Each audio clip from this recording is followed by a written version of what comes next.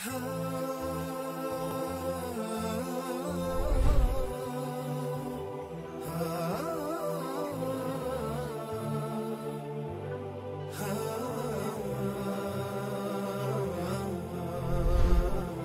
جو اگلا موضوع ہے اس کا عنوان ہے دیگر جماعتوں کے مناہج سے اصولی اختلافات۔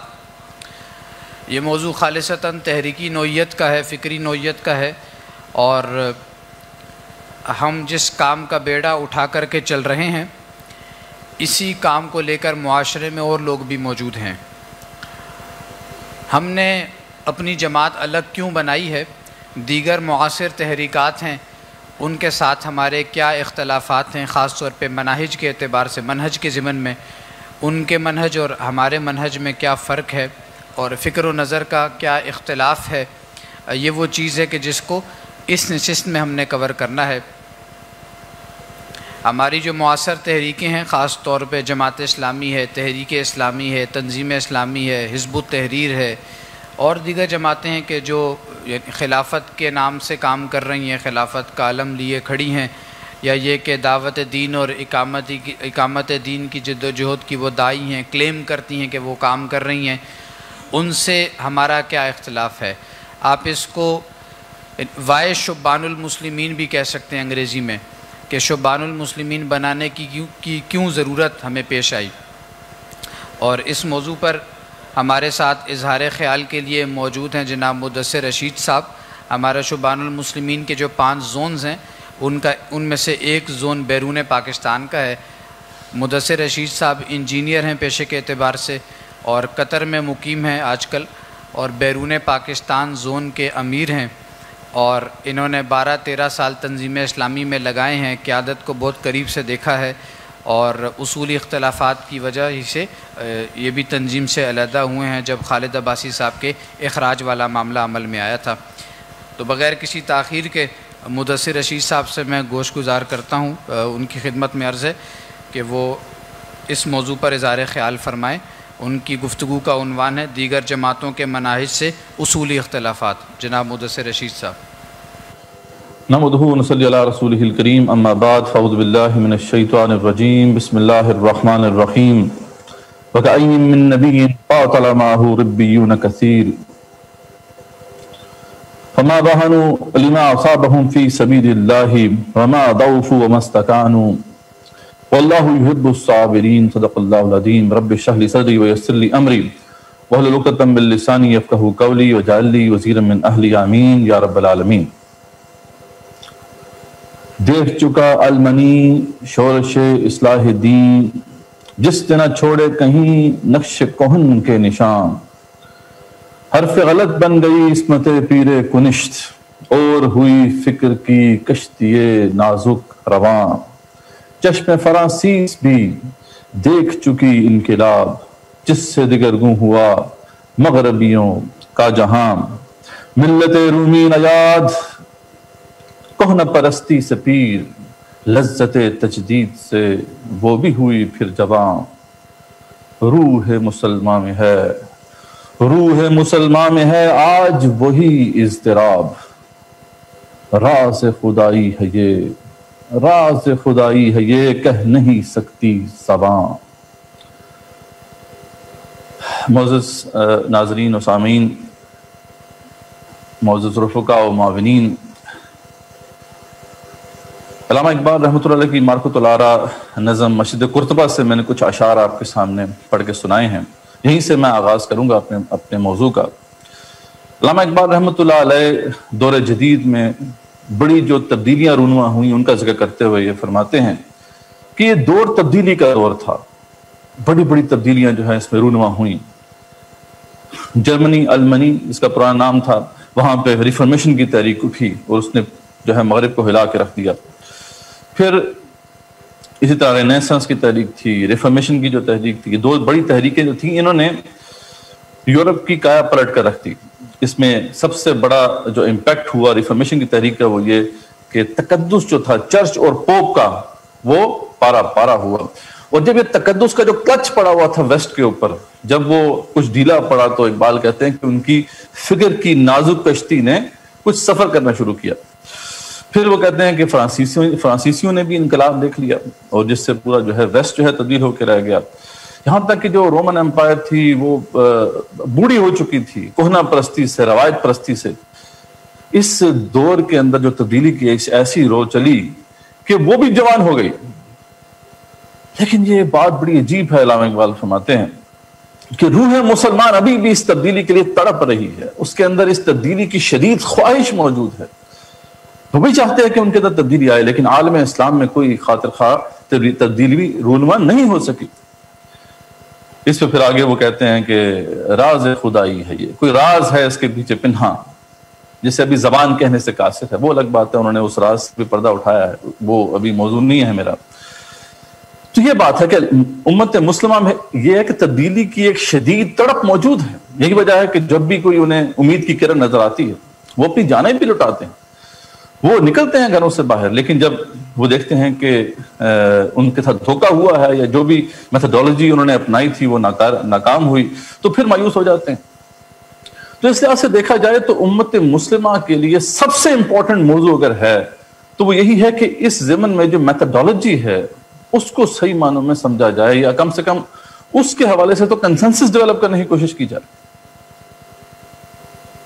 لیکن انفارچونیٹلی جیسا میں نے آپ کو بتایا کہ اول تو یہ آرزو ہی پیدا نہیں ہوتی دل کے اندر کہ ہم نے کوئی تبدیلی لے کے آنی ہے، اول تو یہی بات ہے کہ سب کو بتایا جا رہا ہے کہ وہ مسیحا آئے گا، مسیحا کے انتظار میں تمام امت کو لگا دیا گیا۔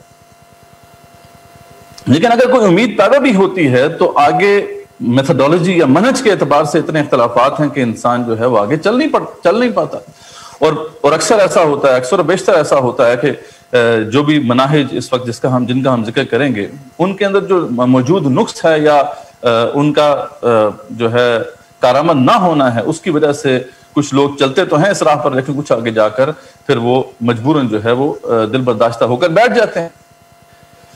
تو اس لحاظ سے یہ بہت ضروری ہے، اور میں اس پلیٹ فارم سے جو امت مسلمہ کے اور بالخصوص پاکستان کے جو اہل علم و دانش ہیں ان کو یہ میں دعوت دیتا ہوں کہ خدا را اس پہ سوچیں، غور کریں، اور مل بیٹھ کر ایک کلیئر جو ہے راہ ہمارے سامنے رکھیں تاکہ جو ہے امت مسلمہ اس کے اوپر چل سکے۔ اس وقت المیہ یہ ہے کہ جو تحریکیں ہیں اوورآل اگر آپ دیکھیں تو وہ مسلسل ناکامی کا شکار رہی ہیں، اور آج ایک بند گلی میں نظر آتا ہے، ایسا لگتا ہے کہ ہم بند گلی میں پہنچ چکے ہیں۔ اسلام کے لیے برپا جتنی بھی تحریکیں ہیں ان کا معاملہ جو ہے وہ ان کا جو مستقبل ہے کوئی اتنا امید افزا ہمیں نظر نہیں آ رہا، بلکہ یہ بھی ہمیں نظر نہیں آتا کہ کوئی جو جماعت ہے چلو مستقبل بعید میں کہیں پہ کامیاب ہو جائے گی، کوئی دور دور تک کوئی جو ہے کامیابی کے کوئی چانسز نظر نہیں آ رہے، یعنی یہ حالت ہے اس وقت امت مسلمہ کی۔ تو اس لیے جو میرا موضوع ہے یہ بہت امپورٹنٹ ہے، ہم جو ہے اس حوالے سے جو مختلف اختلافات ہیں ان کو انالائز کریں گے اور دیکھیں گے، قرآن و سنت کی روشنی میں بھی ہسٹوریکل انالیسس بھی کریں گے، کچھ کیس سٹڈیز بھی دیکھیں گے۔ تو سب سے پہلا جو اختلاف جب بھی اس زمن میں جب ڈسکشن کی جاتی ہے یا سوچا جاتا ہے تو یہ آتا ہے کہ یہ جو تبدیلی ہے یا امت مسلمہ کی جو عزت ہے، جو سطرت گزشتہ ہے، اس کو اگر ہم نے بحال کرنا ہے، امت مسلمہ کو زوال کی ان گہرائیوں سے نکالنا ہے، تو تبدیلی کا جو طریقہ کار ہے اس زمن میں سب سے پہلا اختلاف یہ آتا ہے کہ آیا یہ منہج اصلاحی ہونا چاہیے یا انقلابی ہونا چاہیے۔ یہ بات آپ سب کو معلوم ہے کہ امت مسلمہ کی جو اکثریت ہے وہ تو اس وقت اصلاحی منہج کو اپنائے ہوئے ہے، انقلابی منہج کی طرف تو توجہ ہی نہیں ہے، ٹھیک ہے۔ اور جو میں بات کرتا ہوں اصلاحی منہج کی تو یہ ایک براڈر ٹرم ہے، اس میں وہ تمام سلسلے اور تحریکیں بھی آ جاتی ہیں جن کا مقصد فرد کی اصلاح ہے، چاہے وہ فرد کا تزکیہ کرنے کے حوالے سے صوفیہ کے سلسلے ہیں یا پھر تبلیغ کے سلسلے ہیں، یا اس کے علاوہ مدارس کا جو معاملہ ہے کہ جو فرد کی تربیت پہ فوکس کیے ہوئے ہیں، تو یہ سب اس میں آ جاتی ہیں۔ پھر اس کے بعد اصلاح معاشرہ کے حوالے سے بھی بعض لوگ بات کرتے ہیں، تعلیمی نظام کے اندر اصلاحات ہونی چاہیے، اکنامک سسٹم کے اندر جو ہے وہ جو ہے ریفارمز ہونے چاہیے۔ تو یہ ایک بارڈر کیٹیگری ہے کہ اس کو جو ہے ہم یوں کہہ سکتے ہیں کہ یہ اصلاحی منہج یا ریفارم میتھڈالوجی۔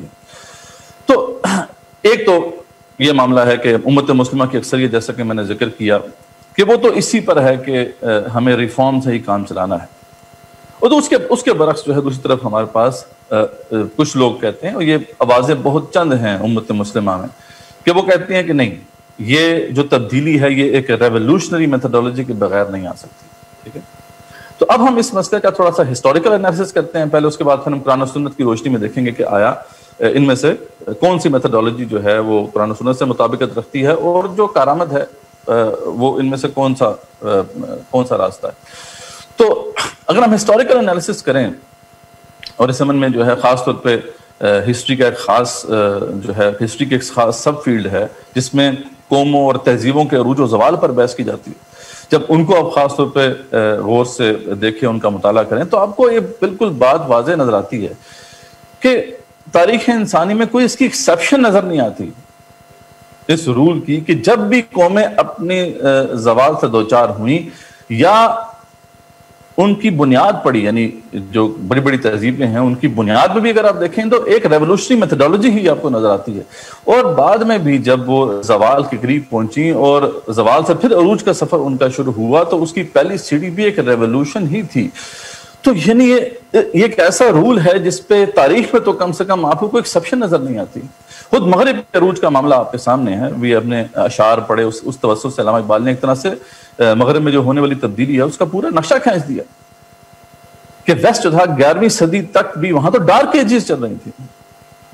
ٹھیک ہے، 1% اشرافیہ 99% پر جو ہے ظالمانہ اور جبران نظام قائم کیے ہوئے تھی، اور زوال کا یہ حال تھا کہ ان کے جو آخری گھڑ تھا بزنطینی سلطنت وہ بھی تقریباً اپنے خاتمے کی طرف جا رہی تھی، اور مسلمانوں کی جو سلجوق سلطنت تھی اس کی فوجیں اس کے دروازے پہ پہنچ چکی تھیں، یعنی اس حالت پہ وہ پہنچ چکے تھے، اور قریب تھا کہ شاید ان کا نام و نشان ختم ہو جائے. تو پھر وہ کس طریقے سے انہوں نے اس جو ہے کلیمٹی کو اوائڈ کیا، کیسے وہ نکلے اس سچویشن سے؟ تو آپ اگر تاریخ اٹھا کے دیکھیں تو آپ کو واضح نظر آ جائے گا کہ اس وقت جو تھے ان کے پوپ گریگوری دی 7th، اس نے پھر جو ہے ایک کال دی تھی کہ اب جو ہے اب ہمیں جہاد شروع کرنا ہے، یعنی جہاد کی کال دی تھی، اور اس کیمپین کو اس نے لارڈز پروجیکٹ کا نام دیا تھا، یعنی یہ خدائی منصوبہ ہے اور اس کے لیے سب کھڑے ہو جاؤ. یعنی الٹا گنگا بہنا شروع ہو گئی، یعنی وہ مذہب جس کے اندر تو یہی تھا کہ غاروں قوم میں قرار پکڑو. ٹھیک ہے، ان کی تو پوری تاریخ ہی یہ ہے، بلکہ ان کی دین کی مصلحت بھی یہی تھی، جیسا کہ روم کا شعر ہے کہ مصلحت در دین عیسیٰ غاروں کو، ان کے دین کی تو مصلحت ہی یہ تھی کہ غاروں قوم میں قرار پکڑو. مصلحت در دین ما جنگ و شوکت، وہ تو کہتے ہیں ہمارے دین کی مصلحت تو جنگ کرنا ہے، شوکت حاصل کرنا ہے، ہمارے دین کی تو یہ مصلحت ہے ہی نہیں. تو یہ جو ہے انہوں نے جہاد کی کال دی، اور یہاں سے پھر وہ جو مشہور زمانہ کروسیڈ کا سلسلہ شروع ہوا. بعد میں اس کے بعد جو پوپ اربن II تھا اس نے اس سلسلے کو آگے بڑھایا، اور اسی کی یعنی جو قیادت کے اندر پھر جو ہے کروسیڈز کو بڑی بڑی کامیابیاں حاصل ہوئیں، اور اس میں سب سے بڑی کامیابی جو تھی وہ 1099 میں یروشلم کی فتح تھی، مسلمانوں کے ہاتھوں سے نکل گیا، اور یہاں سے پھر وہ سلسلہ شروع ہوا. اور سب سے پہلے جو کلونیلز تھے وہ بیسیکلی کروسیڈرز ہی تھے. اس کے بعد پھر آہستہ آہستہ جو ہے ان کے اندر وہ جذبہ پیدا ہونا شروع ہوا. یہ تحریک شروع تو عوام الناس سے ہوئی تھی، یعنی علماء کی کال پر عوام آگے بڑھے تھے، لیکن بعد میں بڑے بڑے ان کے لارڈز اور بیرنز وہ بھی اس میں شامل ہو گئے، اور ایک نئی لہر جو ہے ایک جو ہے تبدیلی کی لہر پورے ویسٹ کے اندر جو ہے وہ پھیل گئی. اور یہی سلسلہ پھر آگے بڑھ کر جا کے جب بعد میں بادشاہتوں کی صورت میں منتج ہوا، تو ان بادشاہوں کے ظلم سے جب نجات حاصل کرنے کے لیے آگے بڑھے ویسٹ والے اہل مغرب، تو وہ بھی پھر انقلابات ہی برپا کیے انہوں نے. ٹھیک ہے، یہ جو اس وقت بڑی پاورز آپ کو نظر آتی ہیں امریکہ اور یورپ، ان کی بنیاد جو ہے وہ فرانسیسی اور امریکی انقلابات. اس کے علاوہ 2 اور بڑی پاورز ایسٹرن پاورز رشیا اور چائنا، کہاں سے وہ معرض وجود میں آئے، کہاں سے ان کی بنیاد پڑی؟ ان کی بھی عظمت کی پہلی سیڑھی انقلابات تھے. تو یعنی میں آپ کو بے شمار ایسے انسٹنسز تاریخ سے کوٹ کر سکتا ہوں کہ اس رول کا کوئی ایکسیپشن نہیں ہے. لیکن انفارچونیٹلی امت مسلمہ اس بات پر مصر ہے کہ ہم نے بس وہ ریفارم میتھڈولوجی پر ہی تکیہ کر کے بیٹھے رہنا ہے. یہ بات جو ہے اب کم سے کم ہمیں سمجھ لینی چاہیے. زوال اپنی انتہاؤں کو پہنچ چکا ہے، ہمیں فیوچر میں امید کی کوئی کرن نظر نہیں آ رہی ہے. ہم ایک بڑی ہی نازک موڑ پہ یہاں پہ کھڑے ہیں. امت مسلمہ اور احیاء اسلام کے لیے کی جانے والی جو تجدیدی مساعی ہے، یہ دونوں بڑے نازک موڑ پر کھڑے ہیں. انہی کے اوپر تکیہ تھا نا کہ یہ امت مسلمہ کو دوبارہ سے جو ہے ان گہرائیوں سے زوال کی نکالیں گے. یہی کہتے تھے، کم سے کم کلیم کرتے تھے کہ ہم ضامن ہیں، لیکن یہ ہے کہ وہ فیل ہو چکے. تو یہ تو میں نے آپ کے سامنے ایک ہسٹوریکل انالیسس پیش کیا. اچھا، اس حوالے سے ایک اور انٹرسٹنگ بات یاد آ گئی مجھے کہ یہ جو دور ہے جو میں نے آپ کو بتایا، کروسیڈز کا یہ جو زمانہ ہے، اس پہ اگر آپ غور کریں تو ایک اور بڑی انٹرسٹنگ بات آپ کے سامنے آتی ہے کہ جب تخت بغداد کمزور ہو گیا تھا، جب مسلمانوں کی جو سینٹرل حکومت تھی وہ بہت کمزور ہو چکی تھی، اور یہاں پہ ہمارے ہاتھ سے یروشلم بھی نکل چکا تھا، یہ مسلمانوں نے پھر یہ یروشلم واپس کیسے لیا؟ یہ بھی بہت انٹرسٹنگ داستان ہے. اس وقت جب مسلمانوں کے ہاتھ سے پورا یہ لیوانٹ یعنی الشرق کا جو علاقہ تھا نکل گیا تھا، تو پھر اگر آپ تاریخ اٹھا کے دیکھیں تو یہ پھر اس وقت کے علماء ہی تھے جن کی حمیت دینی جو ہے وہ ان کو گوارا نہ ہوا کہ یہ ظلم جو ہے اس طریقے سے جاری رہے. اور ان میں سے جو بڑے نام ہیں شیخ زین الدین الخروی، اور اس کے لئے یہ جو ہے دمشق میں تھے، اور حلب میں جو ہے شیخ ابو الفضل بن کشاب، یہ جو دو بڑے علماء تھے، انہوں نے پھر کال دی تھی. سب سے پہلے تو انہوں نے جو خلیفہ تھا اس کو جا کے احساس دلایا کہ تم کتنے جو ہے وہ بے حمیت ہو کہ تمہارے بھائی وہاں پہ مر رہے ہیں، تم یہاں پہ آرام سے بیٹھے ہو. لیکن جب انہوں نے دیکھ لیا کہ یہ بے حس ہیں تو پھر انہوں نے کال دی. دمشق کی جو مین مسجد ہے وہ پھر اس کا مرکز بنا، اور وہاں سے پھر وہ جہاد کا عظیم سلسلہ شروع ہوا، جس میں سب سے پہلے جو ہے عماد الدین زنگی، نور الدین زنگی، اور پھر بعد مجاہد کبیر صلاح الدین ایوبی رحمۃ اللہ علیہ آئے، اور انہوں نے پھر یہ پورا لیوانٹ کا جو علاقہ تھا یہ فتح کر دیا. تو دیکھیں کہ امت میں بھی اگر تاریخ، اب امت کی بھی تاریخ اٹھا کے دیکھیں تو اس میں بھی جب زوال کے قریب جب معاملہ پہنچنے لگتا تھا تو پھر یہ ایک ریولوشنری میتھڈالوجی ہی تھی جس کی وجہ سے پھر تقویت ملتی تھی. خود سلطنت ہسپانیہ کا بھی یہی معاملہ ہے جس کو پھر تقویت ملی تھی. یوسف بن تاشفین جیسے بڑے مجاہد جو تھے انہوں نے جب یہ جدوجہد شروع کی. خیر، تو اس کی کوئی ایکسیپشن نہیں ہے. تو یہ میں نے ایک اور اینگل سے آپ کو یہ بات سمجھائی ہے. ویسے تو قرآن و سنت میں یہ بات بالکل واضح ہے، یعنی قرآن مجید سے تو آپ کو اس کے علاوہ یعنی ریولوشنری منہج کے علاوہ کوئی اور منہج تو ہے، اس کی گنجائش ہی نظر نہیں آتی ہے. سورہ احزاب میں یعنی یہ پوری جو صورت ہے یہ جہاد و قتال فی سبیل اللہ اس کا مین موضوع ہے، خاص طور پہ غزوہ احزاب کے تناظر میں یہ نازل ہوئی. اس میں اللہ تعالیٰ اینڈ میں کیا فرماتے ہیں کہ اِنَّا عَرَضْنَا الْأَمَانَةَ عَلَى السَّمَاوَاتِ وَالْأَرْضِ وَالْجِبَالِ، کہ ہم نے اس امانت کو پیش کیا آسمانوں پر، زمین پر اور پہاڑوں پر.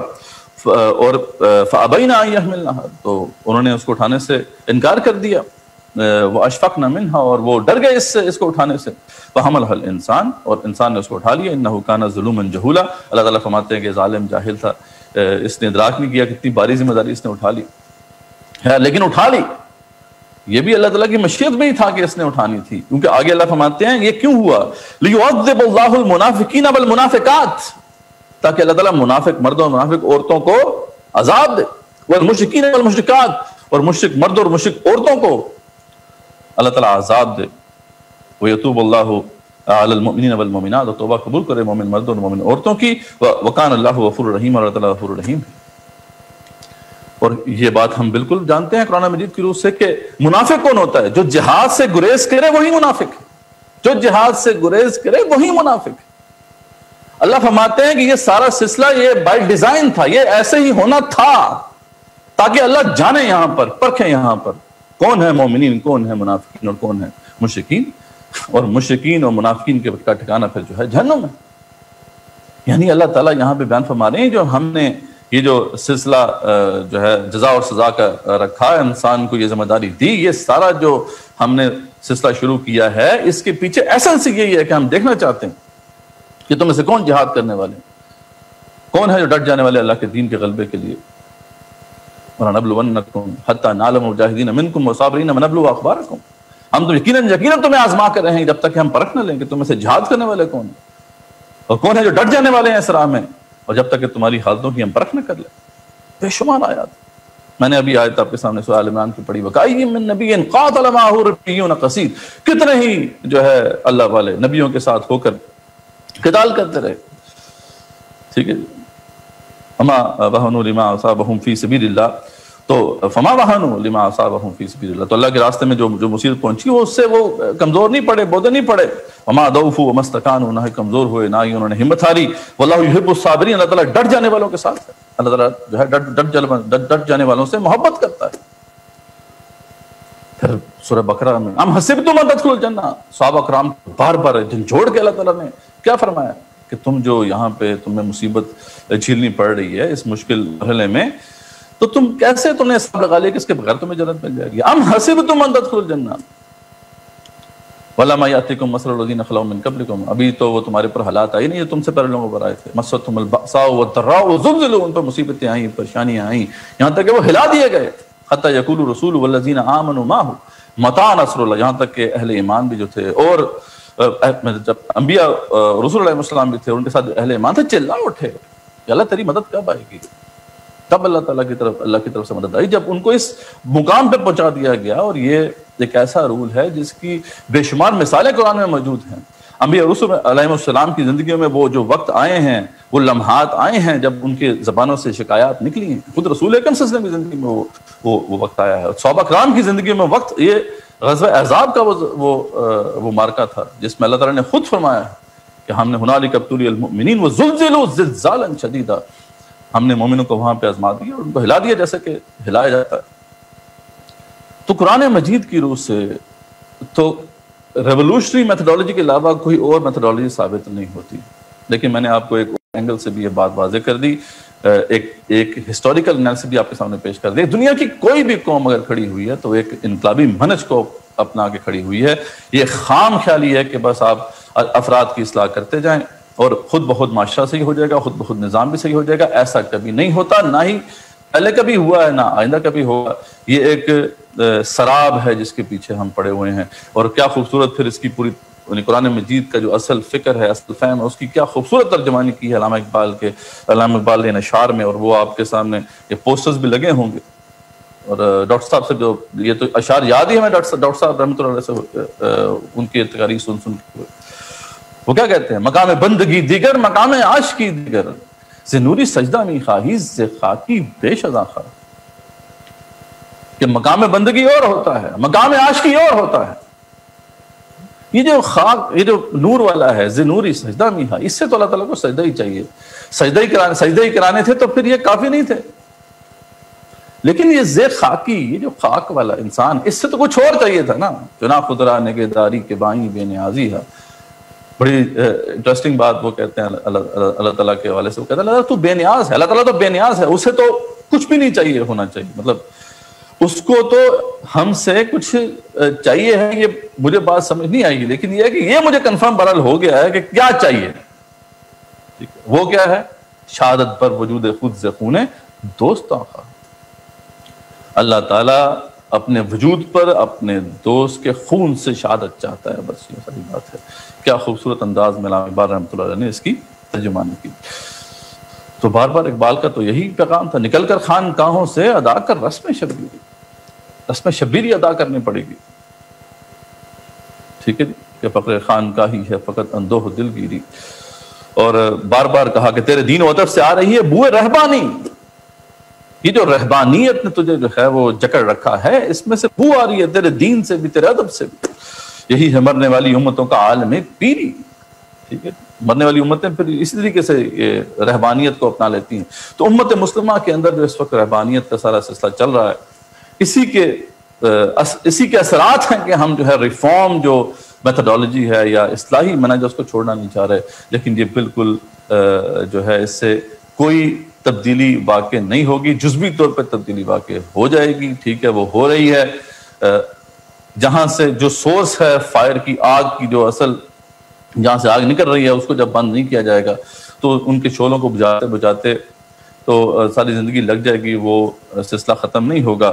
تو یہ سب سے پہلے تو ہمیں کلیئر ہونا چاہیے اس حوالے سے کہ ریولوشنری میتھڈالوجی ہی اپنانا ہوگی. یہ ایک ایسا فطری اصول ہے اللہ تعالیٰ کا، نہ صرف ہمارے لیے ہے، یہ تمام امتوں کے لیے. اس پہ کوئی ایکسیپشن آپ کو نظر نہیں آئے گی. اور قرآن و سنت کی روح سے یہی آپ کو نظر آتا ہے. اس پہ آخری بات یہی ہے کہ رسول اکرم صلی اللہ علیہ وسلم کی زندگی کیا وہ ایک ریفارم موومنٹ تھی یا ایک ریولوشنری موومنٹ تھی؟ آپ کی زندگی جو ہے اگر آپ اس کو دیکھیں تو اس میں کوئی دوسری رائے نہیں پیش کی جا سکتی کہ انہوں نے تاریخ کا عظیم ترین انقلاب برپا کیا، جیسا کہ ابھی منیر صاحب نے آپ کے سامنے تفصیلاً کھولا، اس پر مزید بات کرنے کی مجھے ضرورت نہیں۔ تو یہ پہلا اختلاف جو ہے میں نے اس کو انالائز کیا ہے ہسٹوریکلی، اور پھر میں نے آپ کو قرآن و سنت کے حوالے سے دیے۔ اسی زمن میں پھر جو دوسرا اختلاف سامنے آتا ہے مناہج کے اعتبار سے، کہ ٹھیک ہے جب لوگ کہتے ہیں کہ ٹھیک ہے مان گئے جی ریولوشنری میتھڈالوجی ہمیں اپنانی ہے، تو کیا آپ ہم سے مطالبہ کرتے ہیں کہ بندوق لے کے میدان میں آ جائیں؟ ٹھیک ہے، کیا دوڑے ہم پھر حکومتوں کے خلاف؟ تو یہ بھی ایک ذری بات ہے، معاملہ ہے جس کو ہمیں انالائز کرنا ہوگا۔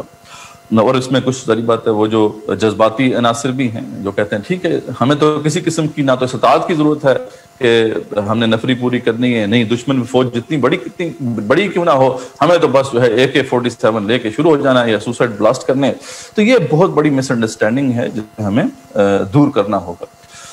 اس زمن میں یہ بات یاد رکھیں کہ یہ مسئلہ آج ہمیں درپیش ہے، کیونکہ آغاز انسانیت سے لے کر ایون 14ویں 15ویں صدی تک بھی طریقہ تصادم کے اندر کوئی بڑی تبدیلی واقع نہیں ہوئی تھی۔ تصادم کا ایک ہی طریقہ رائج تھا، کوئی کسی کو سوچنے کی ضرورت تھی نہیں۔ ایک میدان جنگ ہوتا تھا، دو فوجیں اس میں اترتی تھیں، آہنی ہتھیاروں سے لڑائی ہوتی تھی، جس نے میدان مار لیا وہ جیت گیا۔ یہ اصول 14ویں 15ویں صدی تک اسی طرح من عن رہا۔ 14ویں 15ویں صدی میں صرف اس میں اتنا فرق آیا تھا کہ گن پاؤڈر کی ایجاد کے بعد آہنی ہتھیاروں کی جگہ بندوقیں آ گئیں، لیکن باقی اصول وہی تھا۔ میدان جنگ سجے گا، دونوں فوجیں اتریں گی اور بندوقیں استعمال ہوں گی، ٹھیک ہے۔ یہ سلسلہ ایون کہ mid 20th سینچری تک اسی طرح رہا، اس میں کوئی بڑی تبدیلی واقع نہیں ہوئی۔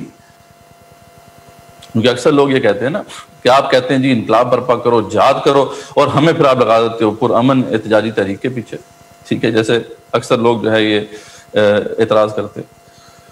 تو وہ اصل میں ہم کیوں یہ بات کر رہے ہیں؟ ہم اس لیے یہ بات کر رہے ہیں کہ اب جو جنگ ہے اس کا طریقہ کار یا تصادم کا طریقہ کار تبدیل ہو گیا ہے، ہماری مجبوری۔ 20ویں صدی کے مڈ کے بعد ریاستیں اتنی مضبوط ہو گئیں، ان کے پاس ہتھیار ایسے آ گئے، مشینری ایسی آ گئی کہ ان کے خلاف اب ایک عوامی جو ہے وہ تحریک کا اٹھ کر مقابلہ کرنا ممکن نہیں رہا۔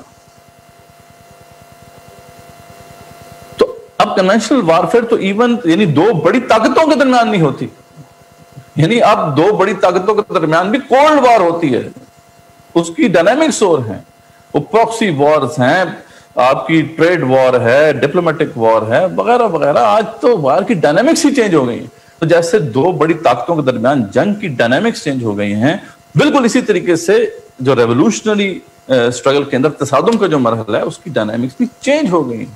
آپ دیکھیں فرینچ اور امریکی ریولوشنز میں باقاعدہ آرمز اٹھائے ہیں، وہاں پہ جیکوبنز اٹھے، یہاں پیٹریاٹس اٹھے، پھر جو ہے رشیا اور چائنا کے اندر باقاعدہ ریڈ آرمیز کھڑی ہوئی اور انہوں نے بندوقیں اٹھائی، لڑی ہیں، وہ باقاعدہ آرمیز لڑی ہیں۔ لیکن اب یہ ممکن نہیں ہے۔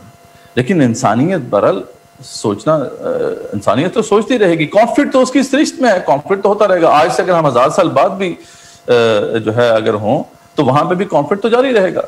تو انسان نئے طریقے ڈھونڈتا رہتا ہے، اور ہمیں یہ دیکھنا ہے کہ جو طریقہ اگر انسانیت نے سمجھا ہے اور وہ کارآمد ہے تو اسے اپنانا ہے۔ تو جب یہ کنونشنل وارفیئر کا طریقہ کارآمد نہیں رہا تو پھر دو طریقے اس حوالے سے سامنے آئے۔ سب سے پہلے گریلا جنگ کا طریقہ سامنے آیا، اور یہ سب سے پہلے جو ہے اس کا استعمال ریولوشن کے حوالے سے وہ شیخ ویرا نے کیا، موزتن نے کیا، ان دونوں کی کتابیں بھی ہیں اسی موضوع کے اوپر، آن گریلا وارفیئر۔ تو گریلا وارفیئر جو ہے وہ ایک کارآمد طریقہ رہا ہے، لیکن ہم دیکھتے ہیں کہ جب ہم اینڈ آف 20th سینچری کی طرف جاتے ہیں، ریاستیں اتنی مضبوط ہوگی، ان کے وسائل اتنے بڑھ چکے ہیں کہ اب گریلا جنگ بھی کارآمد نہیں رہی، خاص طور پہ ان جگہوں پر جہاں پہ مضبوط ریاستیں موجود ہیں، سٹینڈنگ آرمیز موجود ہیں، انفراسٹرکچر موجود ہے، وہاں تو بالکل بھی وائبل نہیں ہے کہ آپ گریلا جنگ کے ذریعے سے تبدیلی لے کر آئیں۔ کیونکہ گریلا جنگ کا یہ تو ٹھیک ہے، وہاں پہ تو فائدہ ہے جہاں پر انفراسٹرکچر تباہ ہو چکا ہے، ریاستی ادارے نہ ہونے کے مترادف ہیں، فورن آکوپیشن ہے، جیسے افغانستان کا معاملہ ہے، جیسے لیبیا کا معاملہ ہے، اب جیسے شام کا معاملہ ہو گیا ہے اب، یا پھر وہ جو ہے صومالیہ کا معاملہ ہے، ان جگہوں پر اب گریلا جنگ ہی ہو سکتی ہے، یہاں پہ اب اور کوئی راستہ ہمارے پاس نہیں ہے۔ لیکن جہاں انفراسٹرکچر موجود ہے، جہاں پر ریاستی ادارے اسٹرانگ ہیں، فوجیں ہیں، وہاں پر یہ بالکل بھی اب کارآمد نہیں ہے۔ اور پھر یہ بھی دیکھا گیا کہ اس طریقہ کار سے اگر آپ کو فتح بھی ہو جائے تو اس کا جو کولیٹرل ڈیمیج جسے کہتے ہیں، یعنی اس کی وجہ سے جو تباہی برپا ہوتی ہے سوسائٹیز کے اندر، وہ اتنی ڈیوسٹیٹنگ ہوتی ہے کہ اس کے بعد جو ہے اس کو ری بلڈ کرنا سوسائٹی کو نیکسٹ ٹو امپاسبل ہو جاتا ہے۔ کیونکہ اس میں تو ظاہری بات ہے، آپ نے ہٹ کیا اور آپ رن کر کے سوسائٹی میں چلے گئے، وہاں پہ پھر وہ بمباری کرتے ہیں، انفراسٹرکچر تباہ ہو جاتا ہے۔ ابھی آپ شام کی تصویریں دیکھ لیں، افغانستان کی تصویریں دیکھ لیں، اب کھنڈرات ہیں، وہاں سے ان کو ری بلڈ کر کے ایک ورکیبل سوسائٹی کی شکل میں جو ہے وہ ان کے لیے آگے بڑھنا ممکن نہیں ہے۔ تو ان ساری وجوہات کی بنا پر پھر انسانیت نے سوچا تو ایک اور طریقہ سامنے آیا، اور یہ بھی کارآمد طریقہ کار ہے، اس کی بے شمار مثالیں موجود ہیں۔ اور اس زمانے میں بھی جو ہے سب سے پہلے جو اس کو استعمال کیا ریولوشن کے لیے وہ ایرانی ہی تھے، وہ کہ یہ طریقہ اس سے پہلے گاندھی نے جو ہے اس کو پیش کیا تھا، اور اس نے برٹش آکوپیشن کے خلاف سکسیسفلی اس کو استعمال کیا، لیکن انقلاب کے لیے اس طریقہ کو سب سے پہلے ایرانیوں نے استعمال کیا۔ 1979 میں پھر ریولوشن آیا اس کے ذریعے سے، اور اس کے بعد پھر ہم دیکھتے ہیں کرنٹ ریولوشن جو ہے بالکان ریاستوں میں، جارجیا، پولینڈ وغیرہ اور یہ سارے سربیا وغیرہ یہ جو سارے علاقے ہیں، یہاں پر پھر جو ہے انقلابات برپا ہوئے جنہیں رنگین انقلابات کہتے ہیں۔ اور اسی کی ایک شکل آپ کو وہ نظر آتی ہے عرب اسپرنگ کے اندر، وہ الگ بات ہے کہ وہ ناکامی سے دوچار ہوئی۔ تو سول ریزسٹنس جو ہے ایک باقاعدہ طریقہ تصادم ہے، یہ بھی اصل میں غلطی ان لوگوں کی بھی ہے جو اس کے قائل بھی ہیں، لیکن لوگوں کو پیش وہ اس طریقے سے کرتے ہیں کہ یعنی اس کو بالکل لگتا ہے جیسے کہ یار یہ تو کوئی چیز ہی نہیں ہے، لیکن یہاں پرامن، بالکل پرامن احتجاجی تحریک، اس طرح تو نہیں کہنا چاہیے۔ اس کے جو ماہرین ہیں، خاص طور پہ سب سے بڑا ماہر ہے پروفیسر جین شاہ، وہ کیسے ڈیفائن کرتا ہے اسے کہتا ہے کہ اسے ان آرم نہ کہو، یہ آرمڈ ریزسٹنس ہے، ہاں نان وائلنٹ ہے، یہ غیر متشدد ہے آرمڈ، لیکن آرمز ڈیفرنٹ ہے۔ وہ کہتا ہے کہ it is fought with psychological, political, economic weapons which are applied to the population of the society against the regime۔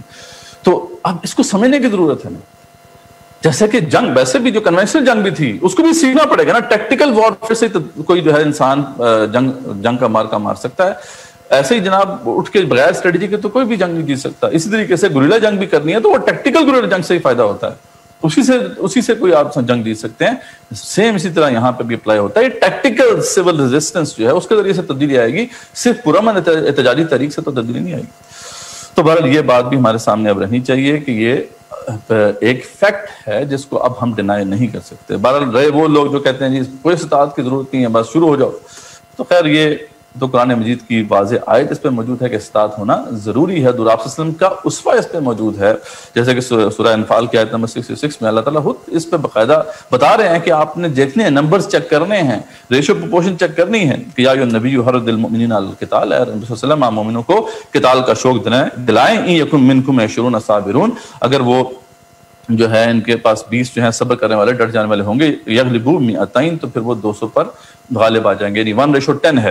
اور وَإِن يَكُن مِّنكُم 100، اور اگر وہ جو ہے 100 ہیں تو یغلبوا 1000 من الذین کفروا بأنہم قوم لا یفقہون، تو وہ 1000 پر غالب آ جائیں گے، کیونکہ کفار وہ لوگ ہیں جو سمجھ نہیں رکھتے ہیں۔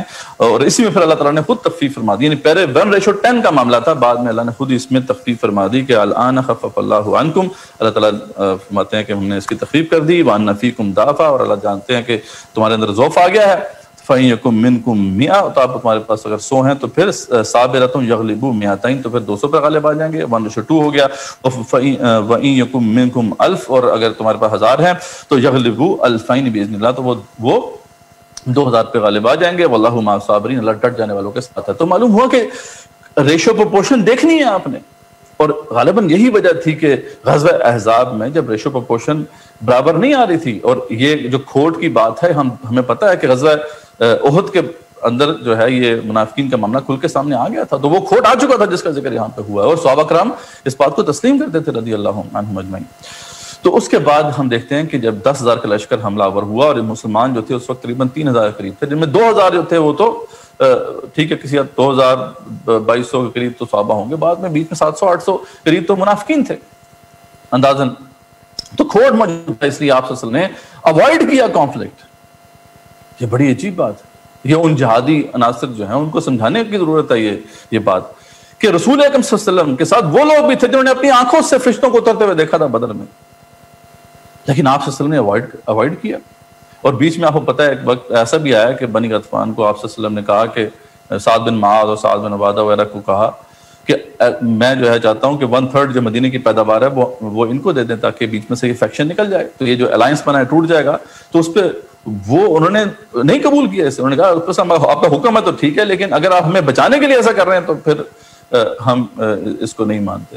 تو آپ نے کہا ہاں میں تمہیں بچانے کے لیے ایسا کر رہا ہوں. ٹھیک ہے، وہ الگ بات ہے پھر بعد میں اللہ تعالیٰ نے کوئی اور سبیل پیدا کر دی. تو یہ بہت اہم معاملہ ہے جس کو سمجھنے کی ضرورت ہے، خاص طور پہ وہ عناصر جو جہادی قسم کے عناصر ہیں، نوجوانوں کو یہاں سے پمپ کر کے لے جاتے ہیں، ٹھیک ہے، تو اور استعمال کرتے ہیں. یہ چیز ایسی نہیں ہے. تو یہ بات اب الحمدللہ اب کلیئر ہوگی کسی حد تک ہم نے کر دی ہے کہ جو میتھڈالوجی ہے اس حوالے سے اس میں آرمڈ ریزسٹنس اب بالکل بھی وائبل نہیں رہا، اور دوسرے جو طریقے ہیں تصادم کے وہ اب ہمیں ایکسپلور کرنے ہوں گے. جو افیکٹو طریقہ ہے اسے اپنائیں، بس سیدھی بات ہے. جو ان افیکٹو ہے اسے اپنانے کی ضرورت نہیں ہے، جس سے بلکہ زیادہ نقصان ہونے کا خدشہ ہے. اور اب تو ظاہر بات ہے مسلم کنٹریز میں جو ہے اگر آپ آرمڈ ریزسٹ کریں گے تو پھر آگے بھی مسلمان ہی آپ کے ہاتھوں سے مریں گے. یہ اس سے کولیٹرل ڈیمیج کی جو سیویرٹی ہے وہ بہت زیادہ بڑھ گئی ہے. تو یہ ایک معاملہ جو ہے دوسرا ہمارے سامنے اس اختلاف کے حوالے سے آتا ہے. پھر دیکھتے ہیں ہم اس کے تیسرا بڑا اختلاف بعض تحریکوں کی طرف سے یہ پیش کیا جاتا ہے، بعض اسکالرس کی طرف سے بھی یہ پیش کیا جاتا ہے، اور یہ مطلب کافی عرصے سے پیش کیا جا رہا ہے کہ دیکھیں جی اصل معاملہ یہ تھا کہ رسول اکرم صلی اللہ علیہ وسلم نے ہجرت کے فوراً بعد ایک ریاست مدینہ کی ریاست قائم کر دی تھی. ٹھیک ہے، اور ہم سب جانتے ہیں کہ جہاد و قتال فی سبیل اللہ تو ریاست قائم کرنے کے بعد ہوا، اس سے پہلے تو صرف دعوت ہوئی ہے. تو چنانچہ یہ بات واضح ہو گئی کہ جب تک کہ اسلامی ریاست نہیں قائم ہو جاتی تو صرف دعوت ہی دعوت آپ کو دینی ہے، دعوت دینی ہے، تربیت کرنی ہے، اور آپ کو کچھ نہیں کرنا. ٹھیک ہے جی. اب یہ جو ہے معاملہ بڑا کنفیوزنگ ہے، بہت سے لوگوں کو یہ کنفیوز کرتا ہے، آج بھی کرتا ہے. خود جوید احمد قامدی صاحب جو ہیں ان کی کتاب بحران میں انہوں نے ایک تنقید کی تھی ڈاکٹر صاحب کے جو بھی تصورات ہیں اس حوالے سے، اور ایک اس کا مضمون کا نام تھا اہل بیت کی خدمت میں، بیت انورٹڈ کاموں میں، اہل بیت یعنی بیت والے ہیں نا، ڈاکٹر صاحب کہتے تھے کہ شخصی بیت کرے، تو اہل بیت کی خدمت میں. تو اس میں بھی انہوں نے اس مسئلے کو اٹھایا ہے. اور پھر ایک بڑی تحریک جو ہے جس کی بنیاد فلسطین میں پڑی، اور دنیا کی بڑے ممالک ہیں ان میں ان کے مراکز ہیں، پاکستان میں بھی رہے کچھ عرصے سے، بین بھی ہیں، تو وہ بھی یہ نظریہ رکھتے ہیں کہ جو مدینہ کی جو ریاست تھی، یعنی ہجرت کے فوراً بعد مدینہ ایک اسلامی ریاست تھی، اور اس سے پہلے بہرحال جہاد و قتال فی سبیل اللہ نہیں ہے، وہ اس کے بعد ہی جہاد و قتال فی سبیل اللہ ہوگا. تو اس کو کیسے ہم ٹیکل کر سکتے ہیں اس مسئلے کو؟ تو سب سے پہلے دیکھیں اس پہ ہمیں انالائز کرنا ہے کہ اس سے مدینے کو ایک ریاست قرار دینا یہ بہرحال یہ مناسب نہیں ہے یہ بات، کیونکہ ریاست ایک جدید تصور ہے. ریاست کسے کہتے ہیں؟ ریاست ایک ایسا ادارہ ہوتا ہے جسے ایک ڈیفائنڈ ٹیریٹری یعنی ایک معین علاقے میں رہنے والے لوگوں پر ایسی اتھارٹی حاصل ہوتی ہے کہ وہ وہاں قانون سازی بھی کر سکتے ہیں اور قانون کا نفاذ بھی کر سکتے ہیں. ٹھیک ہے، تو یہ اس کی ایک رف ڈیفینیشن ہے ایک ریاست کی. جبکہ وہاں پہ تو ایک ٹرائبل سوسائٹی تھی، یعنی وہاں پہ نہ کوئی ڈیفائنڈ ٹیریٹری تھی اس طریقے سے، نہ ہی اس طریقے سے قانون سازی باقاعدہ ہوتی تھی. ٹھیک ہے، تو یعنی اس کو کمپیئر کر دینا یہاں پر ایک ریاست کے ساتھ یہ ایک مناسب معاملہ نہیں ہے. پھر ہم دیکھتے ہیں کہ مدینے کے اندر کم سے کم یہودیوں کے حوالے سے تو یہ اصول تھا کہ وہ اگر چاہیں تو آپ سے اپنے فیصلے کروا لیں، ورنہ اپنے خود فیصلے کراتے رہیں. یعنی صلح حدیبیہ تک تو تقریباً یہی سلسلہ تھا. غزوہ جو سورہ مائدہ کے اندر اس کا ذکر ہے، فَإِن جَاءُوكَ فَاحْكُم بَيْنَهُمْ أَوْ أَعْرِضْ عَنْهُمْ، اگر وہ آپ کے پاس آئیں تو پھر آپ فیصلے کر دیں ان کے درمیان، ورنہ اعراض کریں. ٹھیک ہے، تو کیا ریاست میں ایسا ہو سکتا ہے کہ آپ اس کے جو شہری ہیں ان کو کہ اپنی مرضی سے آپ چاہیں تو اپنی مرضی سے فیصلے کر لیں، ورنہ ہمارے پاس ہے تو ہم فیصلے کر دیں گے؟ ایسا نہیں ہوتا. پھر ہم خود دیکھتے ہیں کہ جب واقعہ افق کے اندر منافقین کے اوپر حد قذف نہیں لگی، ٹھیک ہے، مومنین پہ لگی، تو معلوم ہوا کہ آپ صلی اللہ علیہ وسلم کا جو حکم تھا وہ ولنگلی تو یعنی ان پہ نافذ ہو رہا تھا، جو کہ آپ صلی اللہ علیہ وسلم کو اللہ کے رسول یا نبی صحیح معنوں میں مانتے تھے یا آپ صلی اللہ علیہ وسلم کی اطاعت کرنے کو تیار تھے، لیکن جو لوگ باغی تھے ان کے اوپر نہیں لگ رہا تھا اس طرح کا حکم. تو اس طرح کے اور بہت سے معاملات ہیں جنہیں آپ دیکھ سکتے ہیں. یعنی کم سے کم یہ آپ کہہ سکتے ہیں کہ صلح حدیبیہ کے بعد جو ہے کوئی ریاست کا ایک اسلامی ریاست جو ہے اس کی شکل نظر آتی ہے, یا پھر فتح مکہ, صحیح معنوں میں فتح مکہ کے بعد جب جو مرکز تھا حجاز میں پاور کا, مکہ جب وہ گر گیا اور جب قریش سے جو ہے طاقت چھین لے گی, تو اس وقت کہا جا سکتا ہے کسی حد تک کہ وہ ریاست کے ہم پلہ ایک کمپیریزن آپ کر سکتے ہیں, ورنہ یہ جو کمپیریزن ہے یہ درست نہیں. تو ایک تو یہ اس حوالے سے ایک اعتراض ہمارا اس کے اوپر ہے. لیکن چلیں, جو اس سے بھی بڑا مسئلہ ہے وہ ایک شریعت کا بہت بڑا اصول ہے جس کو وائلیٹ کیا گیا ہے اس کے اندر, اس فلسفے کے اندر جو کہ بیان کیا جاتا ہے. وہ کیا ہے کہ یہ شریعت کا اصول ہے کہ سیرت اور اس کے جو مختلف واقعات ہیں ان کے تسلسل سے کبھی بھی کسی حکم کی فرضیت اخذ نہیں کی جاتی, نہ ہی کسی حکم یعنی کوئی فرض ہے تو اس کی کوئی علت ہے, کوئی کنڈیشن ہے, اس سے اخذ کیا جاتا ہے. یہ اصول بہت امپورٹنٹ ہے کیونکہ اگر اس کو توڑ دیں گے, یعنی میں اس کی ٹیکنیکل بحث میں نہیں جا رہا, لیکن موٹی سی بات میں بتا رہا ہوں کہ اگر اصول کو آپ توڑ دیتے ہیں تو شریعت کی بنیادیں ہل کے رہ جاتی. تو یہ جتنے بھی احکامات ہیں, جتنے بھی فرائض ہیں, نماز, روزہ, حج, زکوٰۃ, یہ سارے مدینے میں جا کے فرض ہوئے ہیں. جتنے بھی منکرات ہیں یعنی سود, جوا اور شراب, یہ سب جو ہیں حرام جا کے مدینے میں ہوئے ہیں. تو اگر ہم یہ اسی طریقے سے اصول اخذ کرنا شروع کر دیں جیسے کہ یہ لوگ کر رہے ہیں کہ جہاد و قتال فی سبیل اللہ کی فرضیت ساقط کر رہے ہیں اس وجہ سے کہ جی کیونکہ وہ جب ریاست قائم ہوئی تھی اس کے بعد ہی پھر جہاد و قتال ہوا, تو پھر اسی اصول کے تحت تو پھر جو ہے نماز, روزہ, حج, زکوٰۃ بھی آپ چھوڑ دیں اور پھر جو ہے جتنے منکرات ہیں وہ جائز ہو جائیں گے. تو جب کتب علیکم الصیام جو ہے اس کی فرضیت ساقط نہیں ہوتی اس فلسفے سے, تو کتب علیکم القتال کی فرضیت کیسے ساقط ہو سکتی؟ تو بڑی موٹی سی بات ہے کہ یہ ایک بہت بڑا فلا ہے یعنی اس فلسفے کے تحت جو پیش کیا جا رہا ہے کہ جناب اس کی بنیاد پر اس کو ساقط کر دیا گیا. جو شریعت کا حکم ہے اس کی فرضیت اسٹیبلش ہوتی ہے اللہ تعالیٰ کی طرف سے, رسول اللہ علیہ وسلم کی طرف سے. اس طرح کنڈیشنز بھی وہی بتاتے ہیں, جیسے کہ رمضان کے روزے کے حوالے سے اللہ تعالیٰ نے یہ کنڈیشن بنائی ہے, شہر رمضان الذی انزل فیہ القرآن ھدی للناس وبینات من الھدی والفرقان ومن شہد منکم الشہر فلیصم.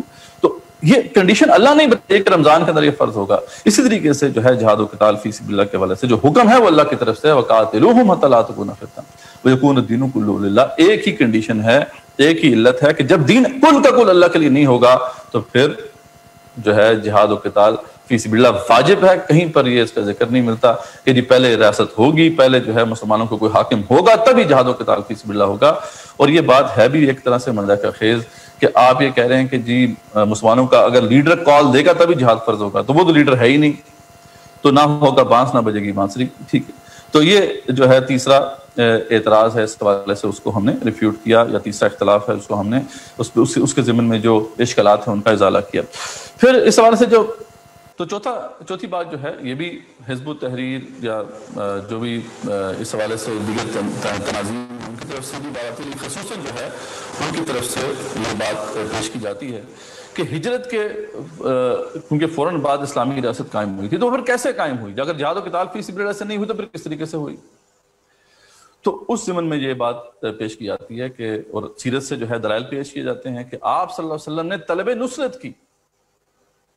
ٹھیک ہے, اور نصرت طلب کی اہل قوت سے, جب ان کو ایک طرح سے نصرت مل گئی یعنی اہل یثرب سے, تو پھر آپ صلی اللہ علیہ وسلم کی ایک حکومت قائم ہوگی. تو پھر اس کو انہوں نے منہج کا ایک باقاعدہ حصہ بنا لیا ہے. لیکن یہ بھی ایک بہت بڑی مس انڈرسٹینڈنگ ہے کہ اگر تو واقعی یہ بات ہے کہ طلب نصرت سے جو ہے تبدیلی آئے گی, تو اگر یہ آپ کی اسٹریٹجی کا حصہ تھا تو پہلے دن سے آپ نے پھر طلب نصرت کا سلسلہ کیوں نہیں رکھا؟ ایک بہت بڑا سوال ہے. اس سے معلوم ہوتا ہے کہ ایک خاص وقت میں جا کے آپ صلی اللہ علیہ وسلم نے یہ معاملہ کیا, اور وہ جو خاص وقت ہے وہ ہم دیکھتے ہیں کہ اس سے پیچھے اللہ کا ایک حکم ہے, اور وہ حکم ہجرت, کہ جب کسی جگہ پر آپ دین کی جو ہے دعوت پیش کرتے ہیں, حق کو پیش کرتے ہیں, اور اس تلاش میں آپ کی جان کے در پہ لوگ ہو جاتے ہیں, ٹھیک ہے, آپ کے جان کے لالے پڑ جاتے ہیں, تو اس وقت جو ہے آپ کے لیے لازم ہوتا ہے کہ آپ اپنی جان کو بچائیں اور وہاں سے کسی اور جگہ پہ ہجرت کریں، کسی دارالامن کی طرف جائیں. اگر دارالاسلام میں بن جاتا ہے، مل جاتا ہے تو کئی بات ہے. اس لیے آپ صلی اللہ علیہ وسلم نے اس سے پہلے جو ہے صحابہ کرام کو انسٹرکشن دی، انہوں نے حبشہ کی طرف ہجرت کی، اور پھر آپ صلی اللہ علیہ وسلم خود بھی پھر جب آپ کی جان کے در پہ وہ ہو گئے تو آپ نے مدینہ کی طرف ہجرت کی. تو یہ ہجرت کا جو فیز تھا وہ بیسیکلی آ گیا تھا، جس میں پھر آپ صلی اللہ علیہ وسلم طلب نصرت کر رہے تھے. اور آج بھی اگر یہ کوئی بھی تحریک کسی بھی جو ہے اس حوالے سے کام کرتی ہے، دعوت دیتی ہے، حق پیش کرتی ہے، اور اس جرم کی پاداش میں ان کی جان کے لالے پڑ جاتے ہیں، جان کے در پہ ہو جاتے ہیں حکمران، تو پھر ان کے لیے بھی ہے کہ وہ ہجرت کریں. تو اس وقت ٹھیک ہے، طلب نصرت ہوگی، آپ جو ہے کہیں پہ بھی آپ کو پناہ مل سکے کہ آپ چلے جائیں وہاں پر. تو بیسیکلی یہ وہ معاملہ ہے جو کہ مس انڈرسٹینڈ کیا گیا ہے اس حوالے سے. یہ منہج کا ایک خاص کوئی فیز نہیں تھا، یا منہج کا کوئی خاص سٹیپ نہیں تھا جیسا کہ انہوں نے اخذ کیا. تو یہ ایک معاملہ ہے. اور پھر اس کے بعد جو ایک اور بہت بڑا اختلاف ہے، جو کہ بہت عالم اسلام میں بہت بڑی تحریکوں نے پھر وہ اس منہج کو اپنایا، وہ ہے الیکشن کے ذریعے سے تبدیلی. تو بہرحال الیکشن کے ذریعے سے تبدیلی کے حوالے سے تو آپ کچھ کہنے کی ضرورت نہیں ہے. یہ تو منہج وہ ہے جس کو سب سے زیادہ اپنایا گیا ہے، اور اس کی وجہ سے جو ہم دیکھ چکے ہیں کہ کہیں پہ کوئی تبدیلی کے کوئی آثار نظر نہیں آئے. اور اس کی وجہ یہی ہے کہ الیکشن ہوتے ہی نہیں ہیں تبدیلی کے لیے. الیکشن تو بیسیکلی لڑے جاتے ہیں ان جماعتوں کے درمیان جو نظام کے اوپر متفق ہوتی ہیں، صرف اختلاف ہوتا ہے کہ اس کو چلائیں گے کیسے. وہ اگر آپ نے نظام تبدیل کرنا ہے تو پھر آپ کو انقلابی جدوجہد کرنی پڑتی ہے، آپ الیکشن کے ذریعے سے تبدیلی نہیں لے کے آ سکتے. پھر ہم نے یہ بھی دیکھا کہ جہاں پر اگر ویسے تو اکثریتی ووٹ اس میں آپ کو نہیں ملیں گے، کثرت رائے سے کیونکہ اس میں فیصلہ ہوتا ہے، تو اکثریت تو کبھی بھی حق کا ساتھ دینے والی نہیں ہوتی ہے. قرآن مجید میں واضح آیت اس حوالے سے موجود ہے کہ سورہ انعام کی آیت نمبر 16 میں اللہ فرماتے ہیں وَإِن تُطِعْ أَكْثَرَ مَن فِي الْأَرْضِ يُضِلُّوكَ عَن سَبِيلِ اللَّهِ. اگر آپ دنیا کے بسنے والوں کی اکثریت کی پیروی کریں گے تو آپ کو لازماً گمراہ کر کے چھوڑیں گے. إِن يَتَّبِعُونَ إِلَّا الظَّنَّ، کیونکہ وہ تو اپنی گمان کی پیروی کرتے ہیں. وَإِنْ هُمْ إِلَّا يَخْرُصُونَ، اور وہ کیا سرائیاں کرتے ہیں. اس میں کیا شک ہے؟ یعنی بالکل واضح طور پر جو ہے یہ حقیقت قرآن مجید کی آیت ہمارے سامنے کھول دیتی ہے، اور یہی ہوتا ہے. لیکن اس کے باوجود بھی اگر کسی وجہ سے ایسی جماعت جو کہ اللہ کے دین کو غالب کرنا چاہتی ہے اس کو ووٹ مل جائیں، جیسے تاریخ میں کچھ ایسے واقعات ہیں جن کو کوٹ کیا جاتا ہے. اسلامک سیلویشن فرنٹ جو تھے FIS الجزائر میں، ان کو ایک زمانے میں اکثریت ووٹ مل گئے تھے. اسی طریقے سے ملی اسلامت پارٹی جو ہے ڈاکٹر اربکان کی، ترکی میں اس کو حکومت مل گئی تھی. وہ الگ بات ہے، کولیشن گورنمنٹ تھی. اور پھر جو ہے ابھی اخوان کا معاملہ تو ہمارے سامنے ہے. بعض اوقات کیا ہوتا ہے کہ اپوزیشن میں صرف ایک ہی جماعت رہ جاتی ہے ان خاص طور پہ عرب ممالک میں، اور تو اپوزیشن تو کوئی تھی نہیں، صرف ریلیجس سی پارٹیز تھی جن کی اپوزیشن تھی، تو اس لیے وہ ان کو ووٹ مل گئے. لیکن ایون دو کہ آپ ووٹ حاصل کر کے پارلیمنٹ میں جو ہے آپ غالب بھی آ جاتے ہیں، تو دو ریاست کے جو بڑے ستون ہیں جو کہ زیادہ طاقتور ہیں، اس سے یہ تو سب سے کمزور پلر ہوتا ہے جس کے دانت ہی نہیں ہوتے.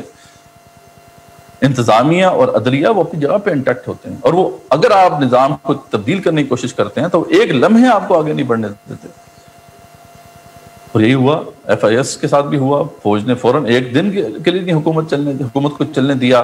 ترکی میں ڈاکٹر اربکان کی تحریک کو بس ایک سال کا موقع ملا، اس کے بعد ان کو بھی چلتا کیا گیا، اور اخوان کا معاملہ آپ کے سامنے. تو یہ جو راستہ ہے اس کے ذریعے سے تبدیلی آ ہی نہیں سکتے. یعنی یہ بھی ایک سراب ہے جس کے پیچھے جو تحریکیں ہیں وہ چل رہی ہیں. اور بس آخری بات جس پہ میں کنکلوڈ کروں گا اپنی تقریر کو، وہ یہ ہے کہ ایک اور فلسفہ بھی ہمارے سامنے آیا ہے ریسنٹ ٹائمز میں، کہ ایک تحریک ہیں جس کے قائدین قائل ہیں اس کے کہ ٹھیک ہے جو تبدیلی آئے گی وہ ریولوشنری میتھڈالوجی سے آئے گی اور سول مزاحم کا یہ طریقہ استعمال کرنا پڑے گا.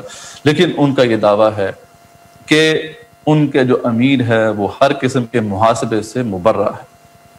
تو آپ ان کے ساتھ شامل ہوں اس شرط کے ساتھ کہ آپ امیر کے اوپر کوئی انگلی نہیں اٹھا سکتے. یہ حیرانگی والی بات ہے کہ وہ جماعت جو نظام خلافت قائم کرنا چاہتی، وہ جماعت جو یہ چاہتی ہے کہ خلافت راشدہ کے اصولوں پر آج ایک ریاست قائم ہو، وہ یہ دعویٰ کر رہی ہے کہ اس کا جو امیر ہے اس کا محاسبہ نہیں ہو سکتا. یعنی یہ بات تو ویسے ہی غیر شرعی ہے، غیر عقلی تو ہے ہی، یعنی عقل میں بھی سمجھ میں نہیں آ سکتی، عقل میں بھی یہ بات نہیں سمجھ سکتے ہم. اور دوسری بات ہے کہ غیر شرعی تو صرف کسی نبی کا حق ہے، کسی رسول کا حق ہے علیہ السلام، کہ وہ یہ کہے کہ میں کسی محاسبے سے مبرہ ہوں، کیونکہ وہ ڈائریکٹلی اللہ تعالیٰ کی گائیڈنس میں ہوتا ہے۔ اس کے بعد تو خلفاء راشدین جیسی عظیم ہستیاں جو ہیں انہوں نے بھی اپنے آپ کو پیش کیا احتساب کے لیے، اور اس کی مثالیں جو ہیں وہ آپ کے سامنے آ چکی ہیں۔ تو یہ کیسے، کس بنیاد پہ کہا جا رہا ہے کہ امیر ہر قسم کے محاسبے سے مبرہ ہے؟ اور پھر یہ کتنا خطرناک معاملہ ہے، کیونکہ ڈیفینیٹلی جیسا ہم نے پہلے ذکر کیا کہ یہ سٹرگل جو ہے اس پہ کئی نسلیں درکار، کئی جنریشن کی سٹرگل درکار ہے۔ یہ کیسے ہو سکتا ہے کہ آپ اپنی ایفرٹ جو لگا رہے ہیں، اپنا مال جان آپ کپا رہے ہیں، وہ ایک شخص کی ایمہ پر لگا رہے ہیں؟ اور وہ لارڈ ایکٹن کا قول جو ہم نے پہلے بھی جس کا ذکر کیا تھا کہ power tends to corrupt, and absolute power corrupts absolutely, power میں کرپشن آتی ہے، اور ایبسولوٹ اگر پاور کہیں پہ ہوگی تو وہ ایبسولوٹلی کرپٹ ہو جائے گی۔ تو یہ اس شخص کی اپنی یعنی پروٹیکشن کے لیے ضروری ہے کہ وہ اپنا محاسبہ کرائے۔ یعنی ایک شخص کیسے یہ دعویٰ کر سکتا ہے کہ میں کسی قسم کے محاسبے جو ہے اس کے سامنے نہیں پیش ہوں گا، میں ہر قسم کے محاسبے سے مبرہ ہوں؟ یہ تو خود ایسی غلطی کر رہا ہے کہ ہی از باؤنڈ ٹو فیل۔ اور پھر یہ جو طویل سفر ہے جس میں ہم نے جانا ہے، تو یہ بالکل بھی موضوع نہیں ہے کہ کوئی ایسی تحریک کے ساتھ پھر اپنی جدوجہد جو ہے وہ جاری رکھے، کیونکہ اس کی جو بھی ایفرٹ ہے وہ ایک لمحے میں زیرو ہو جائے گی، جیسے کہ پہلے ہوتا آیا ہے۔ تو بہرحال یہ جو 5 مختلف جو ہے اختلافات اس حوالے سے موجود ہیں منہج کے ضمن میں، ان کو برج کرنا یہ آج وقت کی اہم ضرورت ہے، تاکہ ایک صحیح کلیئر منہج جو سیرت محمدی صلی اللہ علیہ وسلم سے بھی ماخوذ ہو اور آج کے دور میں جو ہے کارآمد بھی ہو، ایک ایسے منہج کی آئیڈینٹیفیکیشن اور اس پہ امت کا اکٹھا ہونا یہ وقت کی اہم ترین ضرورت ہے۔ اگر ہم نے یہ نہ کیا تو پھر یہ سلسلہ ایسے ہی چلتا رہے گا، اور ہمارے لیے اس ذلت اور پستی سے نکلنے کی پھر کوئی سبیل نہیں ہے۔ اسی میں ختم کرتا ہوں اس دعا کے ساتھ کہ اللہ تعالیٰ ہمیں سیدھے راستے پر رکھے، اور جو اس ضمن میں کلیئر راستہ ہے، صحیح راستہ ہے، ہدایت والا راستہ ہے، وہ ہم پہ واضح کر دے۔ ربنا هب لنا من ازواجنا وذرياتنا قرة اعين واجعلنا للمتقين اماما ربنا آتنا في الدنيا حسنة وفي الآخرة حسنة وقنا عذاب النار واخر دعوانا الحمد لله رب العالمين الصلاة والسلام على رسوله وعلى آله وصحبه اجمعين برحمتك يا ارحم الراحمين۔